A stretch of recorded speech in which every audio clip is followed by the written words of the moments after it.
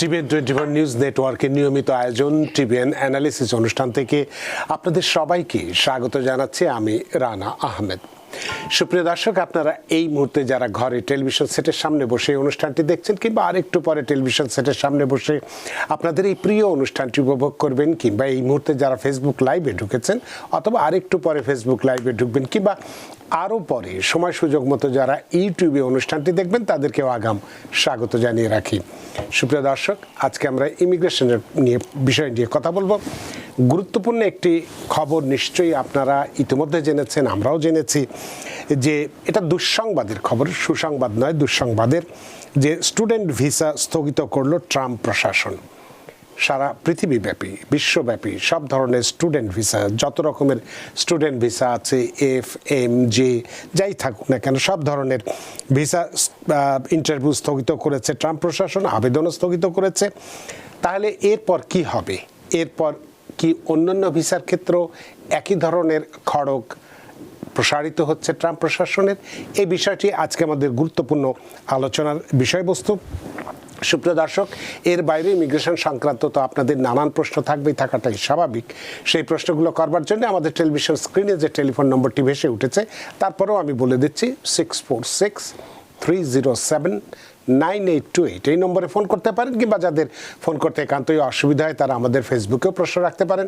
আমরা সবগুলো প্রশ্নের উত্তর দেওয়ার চেষ্টা করব। এবং ইত্যকার এই সমস্ত বিষয়ে আলোচনা করবার জন্য আমাদের স্টুডিওতে উপস্থিত হয়েছেন আমাদের সকলের প্রিয়জন, প্রিয় মানুষ, প্রিয় মুখ এবং প্রিয় attorney, juris doctor, attorney at law, Mir M Mizanur Rahman.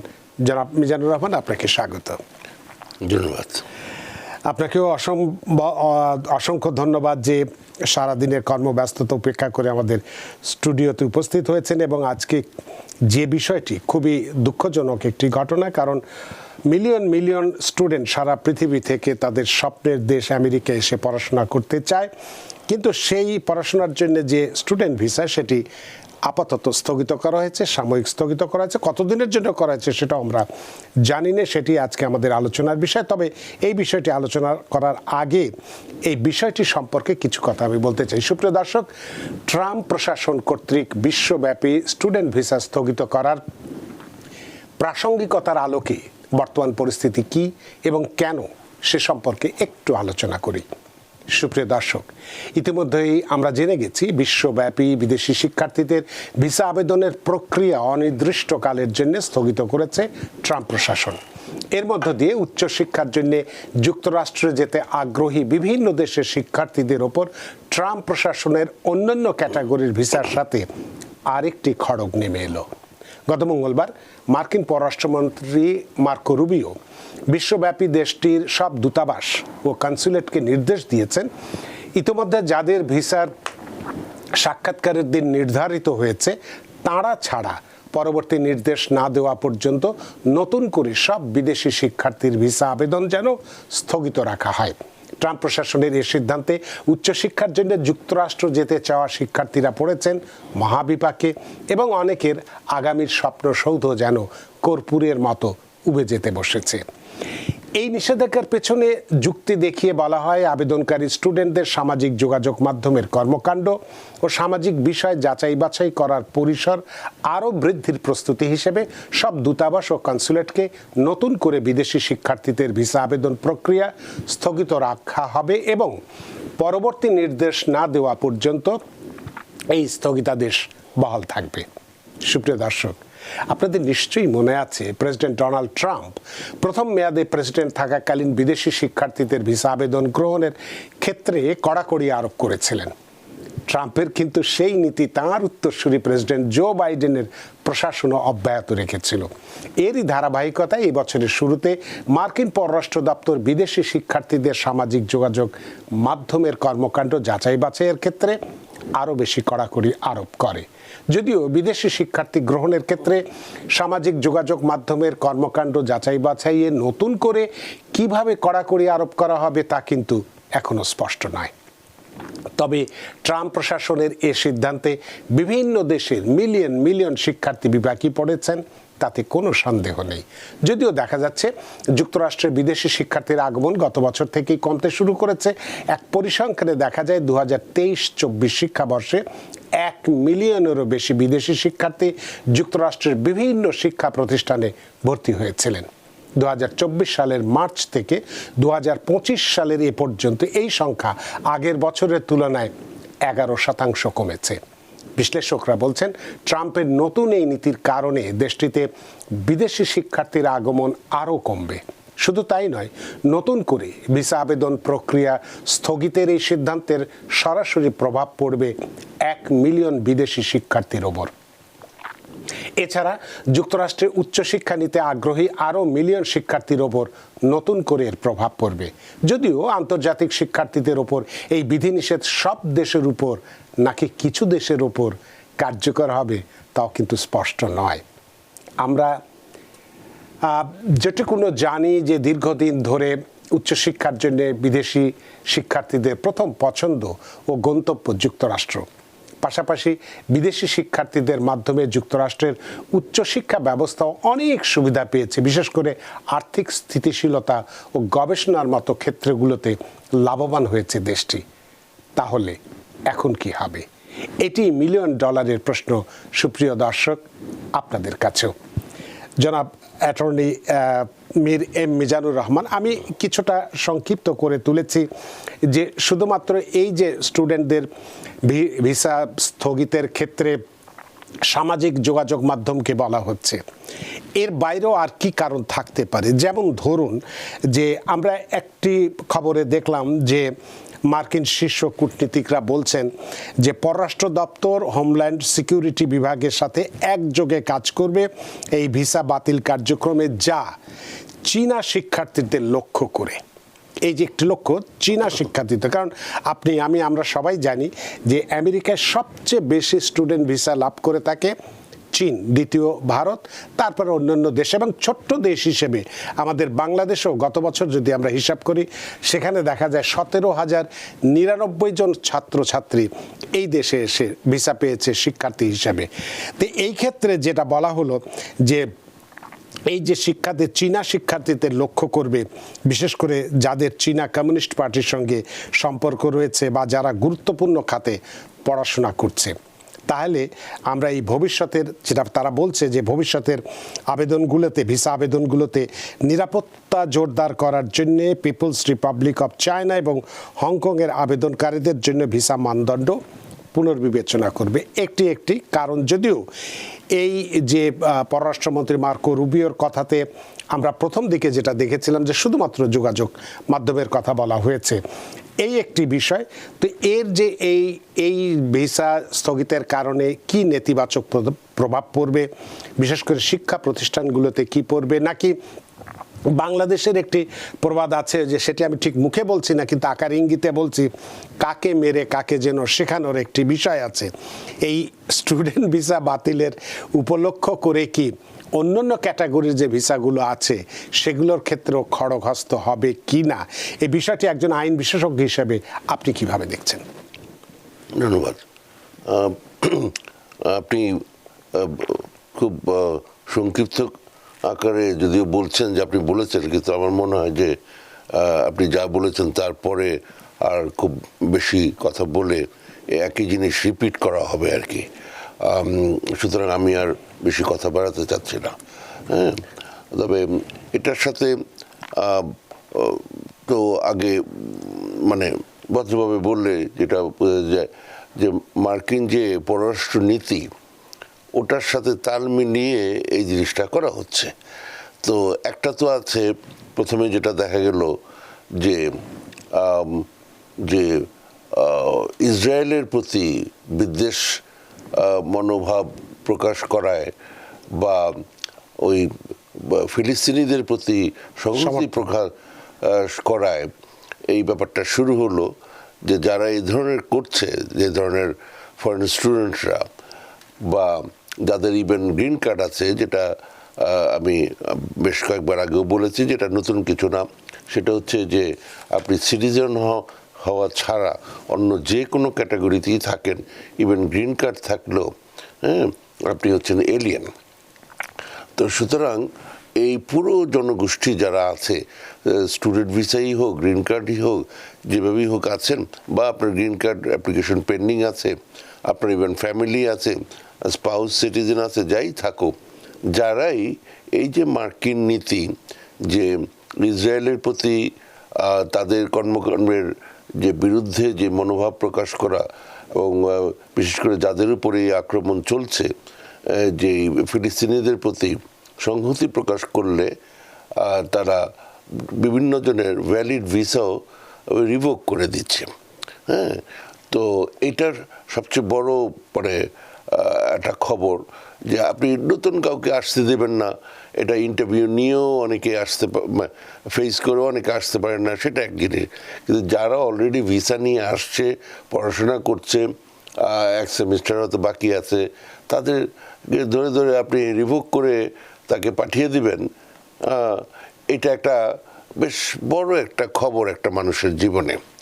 তো এটা একটা তো হচ্ছে তার ব্যক্তিগতভাবে তার একটা ক্ষতি হয়ে গেল, হ্যাঁ, একটা অসম্মানের একটা ব্যাপার, একটা মানে আর্থিক ক্ষতির ব্যাপার, অনেক কিছু ঘটল। কিন্তু আপনি যদি দেখেন যে এই যে স্টুডেন্টদের এনে এখানে এই যে বিভিন্ন বিশ্ববিদ্যালয়গুলো প্রচুর আর্থিকভাবে লাভবান হতো, তারা প্রচুর ফান্ডিং আনে, হ্যাঁ, তারা সরকারের নিজস্ব সরকারের ফান্ডিংয়ে আসে, তারা এখানে নিজেদের থেকে ব্যয় করে, এখানে বিশেষ করে আন্ডার গ্র্যাজুয়েট যারা পড়ছে, হ্যাঁ, ব্যাচেলার্স লেভেলে, তারা এখানে মানে পয়সা দিয়ে এখানে পড়াশোনা করতেছে, যার ফলে এই বিশ্ববিদ্যালয়গুলো এর থেকে আর্থিকভাবে লাভবান হতো, এবং তারা এখন অন্যান্য দেশে চলে যাবে। পড়াশোনা তো শুধু আমেরিকাতেই নেই, কানাডাতে আছে, অস্ট্রেলিয়াতে আছে, ইংল্যান্ডে আছে, বহু দেশে আছে, তো সেই সমস্ত জায়গায় চলে যাবে। তো এদিক থেকে একটা বড় ঘটনা ঘটবে আর কি।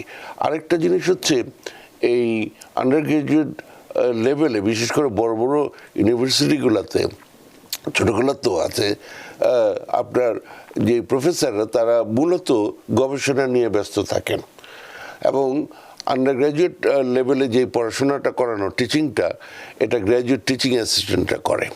আমি যখন 91-এ আসলাম, এসে দেখি দরজায় আমার নাম, হ্যাঁ, কারণ আমি একজন সেই সময় সিনিয়র মোস্ট প্রফেসর ছিলেন যিনি, ওনার টিচিং অ্যাসিস্ট্যান্ট ছিলাম। হ্যাঁ, তো ওনার ক্লাসগুলা প্রায় আমাকে নিতে হতো, আর এমনি তো ক্লাস নিতেই হতো, কিন্তু ওনার বিশেষ করে, কারণ ওনাকে আবার ওনাকে বের করে দেওয়া হবে, এই ধরনের একটা ব্যাপার হলো। তো ওনার টেনিওর বের করা যাচ্ছে না, ফলে এই বয়স্ক ভদ্রলোককে 8টার সময় ক্লাস দেওয়া শুরু করা হলো। তো ওই ক্লাসগুলো আমি নিতাম আর কি। তো একসময় উনি চলেও গেলেন, এই কিন্তু মেসেজ চলেও গেলেন আর কি, গেল।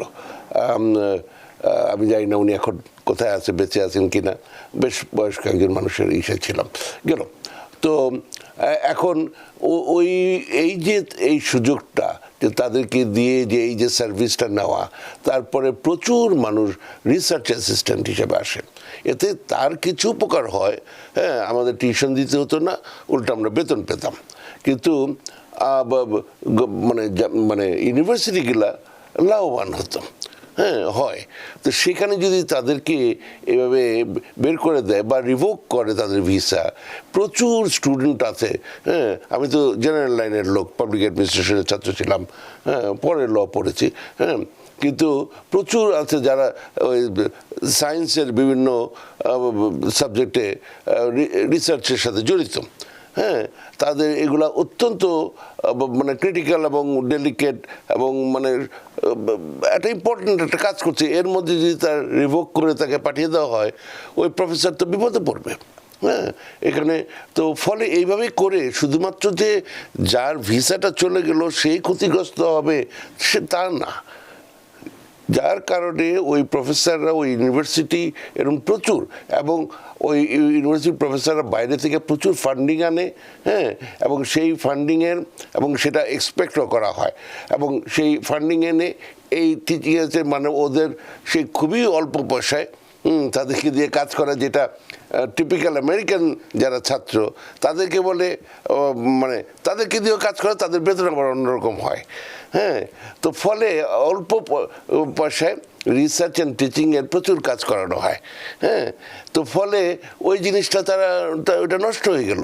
তো এইটাকে আমি ফরেন পলিসি, যদিও এখানে একটা কনসিডারেশন আছে, এটা কমপ্লিটলি একটা উন্মাদনা ছাড়া আমি আর কিছু মনে করি না। কারণ নিজের বুঝটা পাগলও নাকি বুঝে, অথচ এইখানে তাদের স্বার্থেই, হ্যাঁ, আপনি আরেকজনের ক্ষতি হবে ভালো কথা, এটা দিয়ে ওই যে সেই গল্প আর কি, যে একজনে আল্লাহর কাছে চাইলো, না জানি কি কারোর কাছে চাইলো, বলে যে হ্যাঁ তুমি কি 5 টাকা চাও, 5 টাকা দিব, কিন্তু তোমার প্রতিবেশীর ওই হয়ে যাবে, তখন 10 টাকা দিব পেয়ে যাবে। তো তার মানে মনোবেদনা হইলেও সে খুশি, সে 5 টাকা পাবে। তারপর বললো যে ঠিক আছে আরও কিছু চাই, বলে ঠিক আছে 100 টাকা দিলাম, কিন্তু সে আবার দিল 200 টাকা। তো বলে যে তাহলে ঠিক আছে আমার একটা পা ভেঙে দাও, তাহলে তার ওর 2টা পা ভাঙা হবে। মানে এই ধরনের একটা অবস্থা আর কি, হ্যাঁ, যে ক্ষতি না হয় ওই স্টুডেন্টের হলো, হ্যাঁ, কিন্তু তাদের যে ক্ষতিটা হচ্ছে ওই জিনিসটা দেখতেছে না, হ্যাঁ। তো এই হচ্ছে সিচুয়েশনটা। তো এটা একটা বড় জিনিস, অথচ যেটা একটা সাধারণ ধারণা ছিল যে আমরা শিক্ষিত লোকদের আনবো, হ্যাঁ, ইভেন একটা এরকম কথা উঠেছিল যারা ভালো ডিগ্রি করবে তাদের সরাসরি গ্রিন কার্ড দিয়ে দিবে, যারা ওই যে মানে কিসে দিয়ে বর্ডার দিয়ে ইলিগালি আসবে তাদের প্রতি একটা নেগেটিভ ধারণা সৃষ্টি করা হয়েছিল, এবং মানে যদিও তারা জীবন বাঁচানোর জন্য এসছে, কিন্তু এ ধরনের একটা। আজকেও একজন ভদ্রমহিলা দেখলাম 2টা 6 বছরের বাচ্চা নিয়ে, একেবারে বেশি বয়সও না তার, হ্যাঁ, একাই বর্ডার দিয়ে এসছেন, হ্যাঁ, উনি মানে খুবই কষ্ট করে, খুবই মানে ভয়ঙ্কর একটা অবস্থার মধ্যে দিয়ে আসছেন গেল। কিন্তু আমি যেটা বলতে চাচ্ছি, তবু স্টুডেন্টদের প্রতি বা মানে এই চুয়ানে যারা আসবে, এখানে শিক্ষিত লোক এসে এখানে কাজ করবে, কন্ট্রিবিউট করবে, তাদের প্রতি আমি ভেবেছিলাম নমনীয় একটা ব্যাপার ধরা হবে। এই ব্যাপারটার যে কোন বেসিসে এটা করতেছে, হ্যাঁ, কোনখানে কোন সে লাইক দিয়েছিল সেই জন্য, তো এইটা একটা উন্মাদনা ছাড়া আর আমি কিছু ভাবতে পারতেছি না। এই হলো আপাতত কথা। আপনি বোধহয় কিছু বলছিলেন, সেজন্য আমি তাহলে শুধুমাত্র যে এই যে বিষয়টা, যেটা প্রথমে আমরা বলেছিলাম যে যোগাযোগ মাধ্যম, এবং আপনি উল্লেখ করেছেন যে ওই হামাসের প্রতি বা ফিলিস্তিনিদের প্রতি সমর্থন বা ইহুদি বিদ্বেষ, এখানে আমাকে আপনার প্রতি সম্মান রেখে আমাকে একটা কথা বলতে হয়। হামাস শব্দটা আমি বলিনি, আপনিও জাস্ট কথার কথা বলছেন। আমার কথা হচ্ছে যে আমরা কোনো টেরোরিজম কে সাপোর্ট করি না, কিন্তু কথাটা হচ্ছে যে একটা জাতিসত্তার ব্যাপার, মানে একটা ফিলিস্তিনিদের যে একটা মানে স্বাধিকারের যে একটা আন্দোলনের প্রতি, সেটা আরেকটা জিনিস। এটা পৃথিবীর অন্য মানে আমেরিকান লোকজনরাও তারা হয়তো ওই সন্ত্রাসকে পছন্দ করছে না, যেটা আমরাও করি না, আমি শিওর TVN 24 কর্তৃপক্ষ পছন্দ করে না। কিন্তু কথা হচ্ছে আমি ওদের কথা বলিনি, আমি বলছি যে যারা এই যে ফিলিস্তিনিদের অধিকার, এটা ইভেন ইসরায়েলের ভিতরের লোকজন তারা চায়, হ্যাঁ, হয়তো এই গভর্নমেন্টটা চাচ্ছে না, কিন্তু লোকজন আছে, আমেরিকার ভিতরের লোকজন আছে, হয়তো গভর্নমেন্ট পলিসিটা অন্যরকম, আমেরিকার ভিতরের লোকজন আছে, তারা ওই হামাসের কথা এখানে আসতেছে না, আসতেছে হচ্ছে যে ফিলিস্তিনিদের যে মানে যে নিজেদের যে অধিকার, সেই অধিকারের কথা নিয়ে, কিন্তু সেটাকে মিলিয়ে ফেলা হয়েছে হামাসের সাথে। তো সেটার সাথে স্টুডেন্ট ভিসার যে বন্ধ করা বা স্থগিত করার সম্পর্কটা কেন আসলো? তাহলে কি এক্ষেত্রে কি যেটা এখন আমরা দেখছি বিভিন্ন জায়গায় যে প্রটেস্ট হচ্ছে, মিছিল হচ্ছে, এই প্রশাসনের কি ধারণা যে এই বাইরে থেকে যারা স্টুডেন্ট আসছে তারাই এটার নেতৃত্ব দিচ্ছে, যেমন মাহমুদ খলিলিকে পাঠিয়ে দেওয়া হয়েছে, বা এই কারণেই কি চাইনিজ স্টুডেন্টের উপর দিয়ে আবার এই ধরনের খড়গটা কেন, যে তাদের শুধুমাত্র এখন তো যে বলা হয়েছিল যে যারা ইন্টারভিউর ডেট পেয়ে গেছে তারা ছাড়া যারা আবেদন করবে বা কিউতে আছে তাদের ইন্টারভিউ স্থগিত থাকবে, তাই না? তাহলে এক্ষেত্রে বলা হয়েছে, আমার থেকে নিশ্চয়ই বেশি হবে। আমার যতদূর ধারণা, যে ইভেন যাদের ওই যে ইন্টারভিউ সামনে আছে সেগুলো পজ হয়ে যাবে, মানে স্ট্যান্ড স্টিল, মানে কোনো নতুন কোনো ইন্টারভিউ হবে না। তো নতুন কোনো মানে হচ্ছে যেগুলো সামনে আছে সেগুলো এর মধ্যে পড়বে, আনলেস মানে আপনি যেটা বললেন নিশ্চয়ই আপনার আরও তথ্য আছে যেটাতে আমি হয়তো ভুল, কিন্তু কথা হচ্ছে কোনো নতুন করে স্টুডেন্ট ভিসা দেওয়া হবে না। ফলে ওই যেগুলো আছে ইন্টারভিউ ডেট হয়েছে সেগুলোর কি খবর হবে সন্দেহ আছে। হয়তো নিবে, যদি আপনার কথা সত্য হয় তাহলে হয়তো নিবে, নিয়ে অ্যাডমিনিস্ট্রেটিভ প্রসেসিংয়ের নামে ফেলে রাখবে। তো এতে করে ক্ষতিগ্রস্ত তো হবে যে আমাদের এখানে প্রচুর প্রায় পুরো আমেরিকাতে শত শত হাজার হাজার ইউনিভার্সিটি স্কুল কলেজ আছে। তো এইগুলোর তো অধিকাংশ প্রতিষ্ঠানগুলো চলে তো এই বিদেশি ছাত্রদের উপর দিয়েই। তো এতে করে কি এই একটা এখানে আরেকটা জিনিস কাজে এগুলো করতে পারতেছে, কেন করতে পারতেছে? ওই যে আমি আরো আগে থেকে এই কথাটা বলি, আপনি যদি ম্যানহাটনে চেম্বার স্ট্রিট ধরে পশ্চিম দিকে যাওয়া শুরু করেন, 2-1 ব্লক গেলেই, 3-4 ব্লক গেলেই আপনি ওয়েস্ট সাইড হাইওয়ে, তার উপর দিকে একটা ওভার ব্রিজ আছে। 3টার সময় ওখানে যদি গিয়ে দাঁড়ান আপনি অবাক হয়ে যাবেন। নিউ ইয়র্কের best high school, Stuyvesant high school, ওখান থেকে বাচ্চারা যখন স্কুল ছুটিতে ওই ওই ওভার ব্রিজটা দিয়ে এদিকে এসে আসতে থাকে, আপনি যদি তাকান ওদের দিকে, এটা ইন্ডিয়া না চায়না আপনি ঠাউর করতে পারবেন। তো তখন ওদের অনেকের মানে বুকটা হাহাকার করে ওঠে যে আমার দেশ, বা আমার গ্রিন কার্ড হয়ে গেছে, হ্যাঁ আমি সিটিজেন, এখানে আমার বাচ্চা এখানে পড়তে পারতেছে না, আর কোন ওই রিক্সাওয়ালার লোক এখানে পড়তেছে, অমুকের লোক পড়তেছে, তমুকের পড়তেছে, ইলিগালের লোক পড়তেছে। এই যে একটা হিংসা, এটাই হিংসা থেকে শুরু, সোজা কথা। ওই বাইরে থেকে এসে হার্ভার্ডে একটা ডিগ্রি করে ফেলবে। হ্যাঁ, এই যে দেখেন আপনারা ওই যে কি যেন একটা প্রোগ্রাম আছে না, এই যে বাচ্চাদের নিয়ে যে একটা প্রোগ্রাম আছে, আরে আশ্চর্য, ওই যে যেটা ওবামার সময় আবার শুরু করলো কিন্তু আবার বন্ধ হয়ে গেল। হ্যাঁ, ওই যে যারা ছোটবেলায় এসেছিল বাবা মার করলে ডাকা প্রোগ্রাম, আপনি দেখেন 2 পার্টিরই কমিটি লেভেলে এগুলো পাস আছে, কিন্তু এটা পাস হয় না। কেন হয় না? খুব সিম্পল জিনিস। এই যে যদি এই অবস্থা হয়, এই গুড়াগাড়া যেগুলো পড়তেছে, তাইলে যদি ওগুলোও আপনি ওপেন করে দেন, তখন হার্ভার্ডে আর ওই দেখবেন মানে অনেকেরই জায়গা হবে না।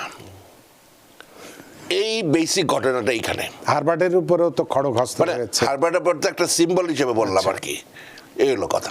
তো এটা এদের শিক্ষার্থীদের উপরে যে প্রভাবটা, এতে কি ভিসা বাতিল বা যে আইনি জটিলতা বা আতঙ্ক বা আত্মনিয়ন্ত্রণ, এই বিষয়গুলোর কতটুকু পড়বে সেটা আপনার কাছে প্রশ্ন থাকবে। তবে ফেসবুকে একটি প্রশ্ন নিয়ে নিই। নিক নিঝু তিনি বলছেন যে could you please let me know when my wife can apply for US citizenship. She has a green card category, IR1 US naturalization processটা কি stop or continue আছে প্লিজ জানাবেন। 4 years she is having green card. She should apply tomorrow morning or even tonight. That's it, tonight. এগুলো অনলাইনে করা যায় tonight. ওনার green card আছে, উনি মানে যেভাবে বললেন তাতে ওনার হাজব্যান্ড হচ্ছে মানে সিটিজেনের সাথে 3 বছর উনি থেকেছেন গ্রিন কার্ড পাওয়ার পরে। She applies. ওনার যদি এখানে 50% অফ দ্য টাইম উনি এখানে ফিজিক্যালি থেকে থাকেন, ওটা অবশ্য বলেন না, 3 বছরের 50% টাইম, হ্যাঁ যদি থাকে উনি আজকে রাত্রি অ্যাপ্লাই করে দেবে। তাহলে বলছে 4 years she is having green card. Green card আছে, কিন্তু দেখা গেল সারাক্ষণ বাংলাদেশে থাকে। হ্যাঁ, মানে যদি 50% অফ দ্য টাইম ফিজিক্যালি এখানে থাকে, ওই জিনিসটা এবং এমপ্লয়েড হচ্ছে মানে থাকে। হ্যাঁ, বাচ্চারা যেভাবে করে বউর জন্য মানে আদর করে জিজ্ঞেস করতেছে, হয়তো বউ এখানেই থাকে। তার মানে তার উত্তরটা হচ্ছে যদি তার ওয়াইফ যেহেতু সিটিজেনের একজন ওয়াইফ, সে তার জন্য 3 বছরের বার হচ্ছে বা শর্ত হচ্ছে। নাম কি? কার? নিক নিঝু বলছে। আমার দিকে তাকান, কি সুন্দর একটা নাম, নিক নিঝু। অনলাইনে যান uscis.gov, তারপরে ফর্মস, সেখান থেকে N লাইক ন্যান্সি -400 ওইখানে ক্লিক করেন। ওইখানে গিয়ে টাইপ করা শুরু করেন, বউয়ের নাম, এলিয়েন নাম্বার ইত্যাদি। গ্রিন কার্ডটা সামনে রাখেন, সোশ্যাল সিকিউরিটি কার্ডটা সামনে রাখেন, ওনার পাসপোর্টটা সামনে রাখেন, গত 5 বছরের ট্যাক্স রিটার্নগুলো জোগাড় করেন, আপনার ইনফরমেশনগুলো রাখেন, আপনি টাইপ করতে থাকেন। ভেরি ইজি করে আজকে রাত্রি ফাইল করে দিতে পারবেন আপনি। সেটাই, তার মানে যে পরিস্থিতি আপনি ব্যাখ্যা করেছেন সেই পরিস্থিতিতে আপনি আপনার ওয়াইফের জন্য কালকেই সিটিজেনশিপের জন্য বা ন্যাচারালাইজেশনের জন্য আবেদন করতে পারেন, কোনো আইনগত বাধা নেই। যদি আপনি 1.5 বছর মানে একসাথে 760 টাকা দিবে ফি আর কি, সেই ফি যেটাই ওটা তো আছেই ওখানে। তো অনেক ধন্যবাদ নিক নিঝু আপনার প্রশ্নের জন্য। আমরা একটু টেলিফোনে যাই। সুপ্রিয় দর্শক, কে আছেন টেলিফোনে? দয়া করে নাম পরিচয় দিয়ে আপনার প্রশ্নটি করুন। হ্যালো হ্যালো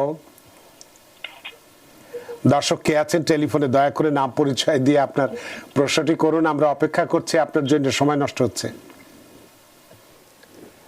হ্যালো হ্যালো কথা বলুন। আমরা জি আসসালামু আলাইকুম ওয়া ওয়ালাইকুম আসসালাম। জি আসসালামু আলাইকুম ওয়া রাহমাতুল্লাহি ওয়া বারাকাতুহু। আমি উড়সার থেকে নিশাত বলছি। জি আমার একটা প্রশ্ন ছিল যে আমার নেফিউ আসছে জানুয়ারির 21 তারিখে জি। এই দেশে স্টুডেন্ট ভিসায়। সেদিন থেকে সে ক্লাস করছে লং আইল্যান্ড ইউনিভার্সিটিতে জি। এবং আলহামদুলিল্লাহ সে ভালো স্কলারশিপ নিয়ে আসছে। জি। এখন আমার প্রশ্ন হলো যে ও এখন দেশে যেতে যাচ্ছে, যেহেতু এখন স্কুল কলেজ বন্ধ, এখন গেলে কোনো প্রবলেম হবে কিনা বা সে আবার ফিরে আসতে পারবে কিনা। সে কন্টিনিউ ক্লাস করছে এবং সে ভালো রেজাল্টও করছে আলহামদুলিল্লাহ ফার্স্ট সেমিস্টারে। আচ্ছা। এখন সে দেশে যেতে চাচ্ছে আর কি, যে 3 মাস ছুটি, এখন গেলে কোনো প্রবলেম হবে কিনা, আবার আসতে পারবে কিনা, সে ইন করতে পারবে না। এটা আমার প্রশ্ন ছিল। অনেক ধন্যবাদ নিশাত আপনার প্রশ্নের জন্য। অ্যাটর্নি মীর মিজান। তার যে ধরনের ব্যাকগ্রাউন্ড বললেন, স্টুডেন্ট ভিসা আছে, অ্যাডমিশন আছে, পড়াশোনায় ভালো, স্কলারশিপ নিয়ে আসছে, ওনার কোনো সমস্যা হওয়ার কথা না। এই হচ্ছে কথা। কিন্তু প্রতিবারই যখন এখানে ব্যাক করবেন এখানে, তখন যদিও এয়ারপোর্ট পর্যন্ত উনি আসতে পারবেন, এখানে কথাবার্তা বলার পরে ডিসাইড করা হবে উনি ভেতরে আসতে পারবেন কি না। ওনার যে সেলফোন আছে সেটা নিয়ে তারা পরীক্ষা করতে পারে। উনি ওই সামাজিক যোগাযোগ মাধ্যম সোশ্যাল মিডিয়া, এগুলোতে উনি কি ধরনের ওনার অ্যাক্টিভিটিস, এগুলোর উপর ভিত্তি করে ওরা একটা যদি নেগেটিভ মানে ডিটারমিনেশন নেয়, তাহলে উনি আসতে পারবেন না। ওইখানে ওটা রিভোক করে ওখান থেকেই পাঠিয়ে দেওয়া যায়। যেহেতু স্কলারশিপ কথাটা বললেন, তাহলে এটা ভালো খবর যে ওনার ফান্ডিং জিনিসটাও দেখা হবে। যদিও মানে আছে কি যেন বলে F1 ভিসা আছে, যে এখানে উনি কীভাবে চলবেন ওইটার উপর নির্ভর করে অনেককে ফিরিয়ে দেওয়া হয়। তো ওই জিনিসটা হতে পারে। তো যেহেতু বললেন যে ওনার স্কলারশিপ আছে, তো রেজাল্ট ভালো করছে ইত্যাদি। হ্যাঁ, ধন্যবাদ। সাধারণ নিয়ম অনুসারে তো স্টুডেন্টরা তো ওনার ট্রান্সক্রিপ্ট যেন ওনার সাথে থাকে, I-20 তো থাকবেই, কিন্তু এই পর্যন্ত যা পড়াশোনা করেছেন সেই ট্রান্সক্রিপ্টটা যেন ওনার সাথে থাকে, যেটা উনি দেখাতে পারেন।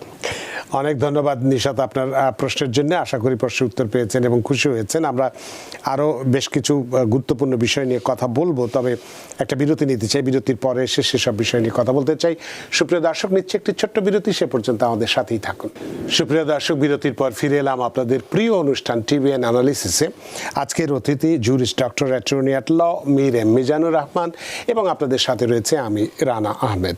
জনাব মিজানুর রহমান, আমরা তো স্টুডেন্ট ভিসার স্থগিতাদেশ নিয়ে কথা বলছি, স্থগিত করা নিয়ে আমরা কথা বলছি। তো এক্ষেত্রে ধরুন বাংলাদেশ থেকে আপনাকে বললাম যে গত বছরও 17,099 জন শিক্ষার্থী বা এখানে ভিসা নিয়ে দেশে এসেছে, পড়াশোনা করছে, এবং অনেক শিক্ষার্থী আবেদন করছে এই বছর আবার নতুন করে আসবে বা সামনের বছর নতুন করে আসবে। এখন এই অবস্থায় বজ্রাঘাতের মতো যে খবরটি তাদের মাথায় পড়ছে, এই মুহূর্তে তাদের উদ্দেশ্যে আপনার কি পরামর্শ থাকতে পারে? প্রথম কথা হচ্ছে, যদি তাদের স্কলারশিপ থাকে বা অ্যাসিস্ট্যান্টশিপ থাকে, তাহলে অবস্থাটা অনেক ভালো, বেটার অবস্থা হবে। আর এটা তো খুব ক্লিয়ারলি ওরা বলেছে যে তারা ওই সোশ্যাল মিডিয়াতে ওনাদের কর্মকাণ্ডগুলো বিবেচনা করবে। তো ফলে আপনারা বুঝতেই পারতেছেন, যদি আমেরিকাতে আসতে চান, আপনার সোশ্যাল মিডিয়াতে আনডিজায়াবল কোট অ্যান্ড আনকোট যে সমস্ত অ্যাক্টিভিটিস, ওগুলো আপনি করবেন কি না সেটা আপনি বিবেচনা করবেন। এই আমেরিকাতে আসতেই হবে এমন কোনো কথা নাই। আরও অন্যান্য দেশ আছে, সেখানে আপনারা চেষ্টা করুন। এবং এরকম বহু দেশ আছে যেখানে ভালো পড়াশোনার ব্যবস্থা আছে, হয়তো ইংরেজি মিডিয়া অফ ইনস্ট্রাকশন হলে একটু সুবিধা হয়, কিন্তু তারপরও ওগুলা ছাড়াও অন্যান্য দেশ আছে যেখানে ভালো পড়াশোনা আছে, হ্যাঁ, তো অন্যান্য দেশেও আপনাদের অ্যাপ্লাই করা উচিত। হ্যাঁ, এই হলো একটা কথা। আর আমেরিকাতে যারা মানে মোট কথা যদি ভিসা ইন্টারভিউটা হয়, হ্যাঁ, এবং ওকে যেন বলে যে তখন তবু একটা সুযোগ থাকে আপনার প্রমাণ করার। কিন্তু যদি কোনো ইন্টারভিউ স্কেজুল না করে তাহলে তো আপনার যদি শুধু ওটাকে ধরে বসে থাকেন তাহলে আপনার সময়টা নষ্ট হবে। আপনি ওখানেও ঠিকমতো পড়াশোনা হবে না, কারণ আপনি সারাক্ষণ ভেবে আছেন যে আপনি বাইরে যাবেন। তো এর থেকে আপনি অন্যান্য দেশে অ্যাপ্লাই করবেন, এটি কাম্য। এখানে পলিসি চেঞ্জ হওয়ার মানে আগামী 4 বছরে আমি দেখি না যে এখানে এখানে যে বর্তমানে প্রেসিডেন্ট আছে ওনাকে চ্যালেঞ্জ করার মতো সিনেটে বা হাউসে কোনো লোক নেই। ফলে যদি আমরা ভাবি যে উনি যেভাবে করে এগোচ্ছেন ওখান থেকে সরে আসার কোনো সুযোগ আছে, আর কোনো ভবিষ্যতে কোনো সম্ভাবনা আছে, তাহলে এটা ভুল ভাবা হবে। আমি দেখি না, কারণ অন্যান্য যারা আছেন, ইভেন যখন উনি পাওয়ারে ছিলেন না গত মাঝখানে 4 বছর, he had complete control over any other Republicans. সুতরাং এই আগামী 4 বছর এখানে আসার ব্যাপারে তাহলে অনেকবার ভাবতে হবে যে এখানে আসার চেষ্টা করা ইভেন উচিত কিনা, সোজা কথা। এখানে আপনাকে আরেকটি প্রশ্ন একজন করেছিলেন, তিনি অবশ্য নামটি বলেননি, কিন্তু বলেছেন প্রশ্নটি করতে, এখন যারা ভিজিট ভিসায় আমাদের আমেরিকাতে আসছেন তাদের কি আসার পরে কোনো তথ্য দিতে হচ্ছে বা রেজিস্ট্রেশন জাতীয় কোনো কিছু করতে হচ্ছে? করলে কোথায় করতে হবে? না, যতদিন পর্যন্ত ওনার এখানে স্টে পারমিশনটা আছে হি ইজ ফাইন, বিকজ উনি ওই ধরনের তথ্যগুলো দিয়েছেন এবং ওগুলো তাদের নখদর্পণে আছে। ওই যেই রেজিস্ট্রেশন করার যে ব্যাপারটা আছে সেটা ওনার প্রয়োজন নেই। এটা যখন আসলো রিসেন্টলি যেই এটা হলো, এটা নিয়ে বেশ একটা বড় ধরনের নড়াচড়া হয়েছিল। কিন্তু কথাটা হচ্ছে যে যারা অলরেডি এই ধরনের সিচুয়েশনে আছে তাদের নিয়ে কোনো কথা নেই, তাদের কথা অলরেডি তারা জানে। কিন্তু যারা ইলিগালি এখানে এন্ট্রি করেছেন, যাদের এই ধরনের কোনো I-94 নাই, হ্যাঁ, যাদের ওই ইন্সপেক্টেড হয়ে অ্যাডমিটেড হন নাই বা পেরোলড ইন হন নাই, হ্যাঁ, তাদের ক্ষেত্রে তাদেরকে যেন একটা রেজিস্ট্রেশনে আনা যায়, জানা যায় যে ওনারা কোথায় আছেন, সেই কথা বলা হয়েছে। তো যারা অলরেডি ইলিগাল আছেন তারা তো নিশ্চয়ই চাইবেন না, হ্যাঁ, যা মানে ওনারা গিয়ে বিপদে পড়েন। কিন্তু কথা হচ্ছে যদি ওনাদের কোনো অ্যাপ্লিকেশন থাকে, যেমন দেশে যেতে ভয় আছে, ওনারা গিয়ে অ্যাপ্লাই করবেন, তখন তো ওনারা আবার ওই ইস্যুর মধ্যে পড়ে যাবেন। হ্যাঁ, যে উনি যখন অ্যাপ্লাই করলেন তো ওনার তথ্যগুলো গভর্নমেন্টের কাছে এমনিও যাবে। সুতরাং মানে মোট কথা হচ্ছে যে ওই যে যারা ভিজিট বিষয়ে আছেন তারা ওই যেই 6 মাস বা 2 মাস যতদিন তাদের I-94 কথা বলা হচ্ছে ওর মধ্যে দে আর ফাইন। মানে তাদের মানে যারা মানে বৈধ উপায়ে মানে ভিসা নিয়ে এসছেন এবং ইমিগ্রেশন করে এয়ারপোর্ট থেকে বেরিয়েছেন, সেখানেই তো তাদের সবকিছু ইনফরমেশন দেওয়া হয়ে গেছে, সুতরাং তাদের আর নতুন করে রেজিস্ট্রেশন করার কিছু নেই। অনেক ধন্যবাদ। এই বিষয়টি অনেকেই জানতে চেয়েছিলেন। তো আমরা একটু আমাদের এই যে বর্তমান সিচুয়েশনের ক্ষেত্রে যে এক্সপিডাইটেড রিমুভাল নিয়ে যদি আমরা একটু কথা বলি, যে যেটা সারা দেশে মানে দ্রুত নির্বাসন প্রক্রিয়া সারা দেশে প্রয়োগ করা হচ্ছে, যার ফলে যে গ্রিন কার্ডধারী যারা আছে তাদেরকেও দ্রুত নির্বাসনের ঝুঁকিতে পড়তে পারে বলে বলা হচ্ছে। এবং দেখা যাচ্ছে আইজ স্কুল, কলেজ, মসজিদ, মাদ্রাসা বা অন্যান্য উপাসনালয়েও তাদের প্রবেশাধিকার বাড়ানো হয়েছে আইজদেরকে। এই ক্ষেত্রে আপনার যদি কারোর ক্ষেত্রে ঘটে থাকে আপনার পরামর্শ কি হবে? আপনি যেই টার্মটা ইউজ করলেন সেটার আবার একটু অন্য ব্যাপার আছে, এটা আমি একটু বলিনি। এক্সপেডিটেড রিমুভাল এটা একটা টার্ম ইমিগ্রেশনে। তো সেটা হচ্ছে আপনার যখন আপনি বর্ডার ক্রস করে আসতে নেন, তখন যখন আপনি অ্যাপ্রিহেন্ডেড হন তখন প্রথমে একটা স্ক্রিনিং হয়। হ্যাঁ, তো ওই যে বর্ডারের যে অফিসাররা আপনাকে যে স্ক্রিনিং করলো সেখানে যদি আপনি ক্রেডিবল না হন, সেখানে যদি আপনি ক্রেডিবল ফিয়ার ইন্টারভিউতে আপনি পাস না করেন, then you get into expedited removal. এবং ওনারাই ওই ডিসিশনটা নেয়, যদিও এই রেজাল্টটা একজন জাজের কাছে যায় এবং মোটামুটি মানে আমি কখনো দেখি নাই ওই অ্যাফার্ম শব্দটা ছাড়া আর কোথাও ওই জাজের টিক দিচ্ছে। ওরা যেটা ডিসাইড করে ওই জাজের টিক দিয়ে দেয়। সেইখান থেকে আপনার করা যায়, ওই কি জানি বলে যে আপিল করা যায়, সরাসরি সার্কিট কোর্টে আপিল করা যায়, ফেডারেল সার্কিট আপিলস কোর্টে করা যায়। কিন্তু কথা হচ্ছে ওগুলার অনেকেই আমি দেখেছি করে না আর কি।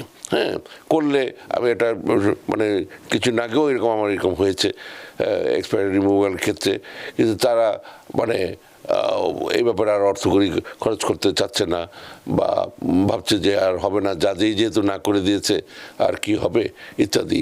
তো ফলে তারা আর ওইটা চ্যালেঞ্জ করে দেখলো না যে তাদের সুবিধাটা কেমন, তাদের একটা ভালো কেস ছিল। কিন্তু কথাটা হচ্ছে এরকম তাদের সিদ্ধান্তের উপর নির্ভর করে তারা করবে কি না।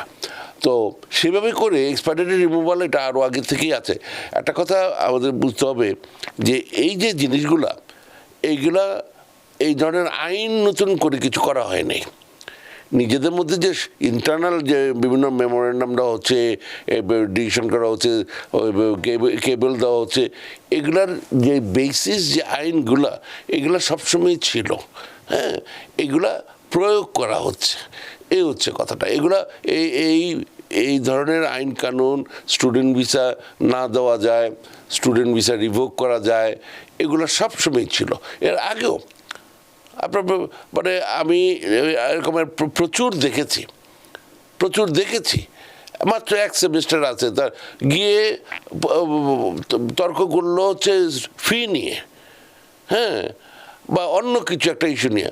ওমা একেবারে অ্যান্টি টেরোরিজম টাস্ক ফোর্সকে খবর দেওয়া হলো, তারা এসে তাকে ধরলো, ইন্টারভিউ নিল, তার ভিসা রিভোক করে দিল। হ্যাঁ, মানে বিশাল এক ব্যাপার স্যাপার, এক আফ্রিকান এক স্টুডেন্টে, হ্যাঁ, তাকে নিয়ে আসলো আবার এখানে একজন খুব সম্মানিত একজন বাঙালি ইয়াং ভদ্রমহিলা ছিলেন, উনি লয়ার না কিন্তু এইসব ব্যাপারে কাজ করতেন। এ ধরনের কিছু নন প্রফিট অর্গানাইজেশন আছে, বাঙালিরা খুবই অ্যাক্টিভ আছেন এখানে। তো উনি নিয়ে আসলেন আরও অন্যরা মিলে। তো আমি এরকম দেখেছি, এরকমের সবসময় এরকমের আছে। আরও একজন ছিল এরকমের। মোট কথা হচ্ছে যে এই রকমের হচ্ছে এবং জেলে নিয়ে যাচ্ছে, ডিটেইন করে রেখে দিচ্ছে, এই ধরনের হচ্ছে। এই ধরনের এই যে রিভোক করার ব্যাপারটা, তারপরে যে ভিসা না দেওয়ার ব্যাপারটা, এগুলো তো রেগুলার হচ্ছে। আমি যখন ভিসা পাই তখন আমার সাথে ইথিওপিয়ার একজন, তাকে ভিসা দেওয়া হলো না, সে তারপর আরও একটা ভিসা নিয়ে মানে অ্যাডমিশন নিয়ে গেল, বলে তুমি 10 বার আসো, তুমি পাবা না, মানে এরকম তাকে বলে। মানে মোট কথা হচ্ছে যে এগুলো আমি দেখেছি আগে। ধন্যবাদ দাদা। আসলে আমাদের সময় নিয়ে একজন দর্শক আছে, ফোনটা নিয়ে নিই। সুপ্রিয় দর্শক, কে আছেন টেলিফোনে? দয়া করে নাম পরিচয় দিয়ে আপনার প্রশ্নটি করুন। আসসালামু আলাইকুম। ওয়ালাইকুম। নাজমুল বললাম মিশিগান থেকে। জি নাজমুল বললাম মিশিগান থেকে। জি, তো আমার একটা কোয়েশ্চেন ছিল আর কি। বলুন। এপ্রিলের 29 তারিখে আমার ওয়াইফের ইন্টারভিউ ছিল, তো পাসপোর্ট জমা রাখছে তারা, কংগ্রাচুলেশন জানাইছে, সব কিছু জানাইছে, তো ভিসা রিফিউজ করছে আর কি। পাসপোর্ট জমা রেখে ভিসা রিফিউজ করেছে? জি জি, পাসপোর্ট আবার রিটার্ন দিয়ে দিচ্ছে। আচ্ছা, তো এখন কি প্রশ্ন কি আপনার? মানে কি জন্য করলো আর কি, এই জন্য জানতেছিলাম। বা আপনার কি করণীয় এখন সেই বিষয়টি জানতে চান, এই তো? অনেক ধন্যবাদ আপনার প্রশ্নের জন্য। অ্যাটর্নি মীর মিজান। একটা আছে পেন্ডিং রেখে দেয়, সেখানে অনেক কিছু জানা যায় না কেন রাখলো, কি ব্যাপার, অ্যাডমিনিস্ট্রেটিভ প্রসেসিং। কিন্তু সাধারণত ডিনাই করলে ওরা খুব দীর্ঘ কথাবার্তা না লিখলেও ওই সাইটেশনটা দেয় যে কোন সেকশন, আইএনএ কোন সেকশনের আন্ডারে এটা দিল। হ্যাঁ, ওটা আপনি কাউকে যদি একটু দেখার, প্রতিবেশী অনেকে আছে, মুরব্বী মানুষরা আছেন, বা আপনি বুঝতেই পারছেন উকিল মুক্তারও আছে, হ্যাঁ, ওনাদেরকে দেখান যেটা এই কারণে করলো। তো ওর ভিত্তিতে ডিউ ডিলিজেন্স দেখে, এই যে বলেন যে এপ্রিল মাসের কথা এখন আপনি বলেন কেন? এপ্রিল মে মানে শেষ হয়ে যাচ্ছে, মানে সাথে সাথে এটা নিয়ে দৌড়াদৌড়ি করবেন করে আপনি say some sort of motion to reconsider করেন, কি অ্যাডভাইজারি ওপিনিয়নের একটা ব্যবস্থা করেন। ওয়াশিংটন ডিসিতে লিখলে ওখান থেকে তারা অ্যাডভাইজারি ওপিনিয়ন দিতে পারে, যে যদি আপনার যে অন্যান্য যে সমস্ত তথ্য আপনি দিতে পারেন, যে ধরনের আর্গুমেন্ট দিয়ে তাদের কাছে লিখলে ওর ভিত্তিতে তারা অ্যাডভাইজারি ওপিনিয়ন দিতে পারে ওই কনসুলার অফিসকে, তারা আবার আপনাকে ডেকে ভিসাটা দিতেও পারে। কিন্তু সেটার জন্য আপনাকে মুভ করতে হবে। আপনি সেই এপ্রিলে হয়েছে এখন পর্যন্ত কিছু করতেছেন না, এটা ঠিক করতেছেন না, আপনি দৌড়ে শুরু করেন। অনেক ধন্যবাদ নাজমুল সাহেব আপনার প্রশ্নের জন্য। আশা করি আপনার প্রশ্নের উত্তর পেয়েছেন এবং যেভাবে বলা হলো, পরামর্শ দেওয়া হলো, সেভাবে যদি কাজ করেন হয়তো আবার নতুন করে আপনার স্ত্রীর জন্য ভিসা পেয়েও যেতে পারেন এবং সেটাই আমরা কামনা করি। জনাব মীর মোজানুর রহমান, আমাদের হাতে সময় নেই, সময়ের দৈতে বাধা, সময়ের সীমানা টপকানো কঠিন ব্যাপার, তাই অনুষ্ঠান শেষ করতে হচ্ছে। এবং আপনিও ব্যস্ততা উপেক্ষা করে আমাদের স্টুডিওতে উপস্থিত হয়েছেন এবং খুব গুরুত্বপূর্ণ বিষয় নিয়ে আমরা কথা বলেছি। সত্যি আমরা বৃদ্ধ, আমরা প্রাণিত। ধন্যবাদ। সুপ্রিয় দর্শক, আজকে আমরা একটা দুঃসংবাদ দিয়ে কথা বলেছি যে সারা বিশ্বব্যাপী হাজার হাজার যে স্টুডেন্ট, লক্ষ লক্ষ স্টুডেন্ট আছেন যারা আমেরিকায় এসে আমরা পড়াশোনা করতে চাই, তাদের এই স্টুডেন্ট ভিসা স্থগিত করেছে ট্রাম্প প্রশাসন। এটি খুবই একটা দুঃখজনক ঘটনা আমাদের জন্য, যারা আমরা স্বপ্ন দেখি জীবনে অনেক বড় হতে চাই, তাদের জন্য সত্যি সত্যি একটি দুঃসংবাদ বটে। তবুও বিস্তারিত বিষয়ে আমরা আলোচনা করেছি। হয়তো এই অন্ধকার বেশি দিন থাকবে না, কারণ এদেশের শিক্ষা প্রতিষ্ঠানগুলো, এই সমস্ত পৃথিবীর বড় বড় যারা মেধাবী ছাত্ররা যারা আমেরিকায় এসে নিজেদেরকে বিকশিত করে, তাদের স্বপ্ন পূরণের জন্য নিশ্চয়ই এই ব্যবস্থা খুব বেশি দিন স্থগিতাদেশ থাকবে না, এটা উঠে যাবে এবং আবার নতুন করে দেওয়া হবে, সে প্রত্যাশা অবশ্যই আমরা করতে পারি। আশা করি আজকের অনুষ্ঠান আপনাদের যথেষ্ট ভালো লেগেছে। সুপ্রিয় দর্শক, যে যেখানেই থাকুন ভালো থাকুন, সুস্থ থাকুন, নিরাপদে থাকুন। TVN 24 নিউজ নেটওয়ার্কের সাথেই শুভরাত্রি। TVN 24 টেলিভিশন দেখতে আজই কল করুন 7187776556। লগ ইন করুন www.totalcablebd.com। নিউ ইয়র্ক থেকে সম্প্রচারিত TVN 24 টেলিভিশন বিশ্বজুড়ে বাঙালির কণ্ঠস্বর।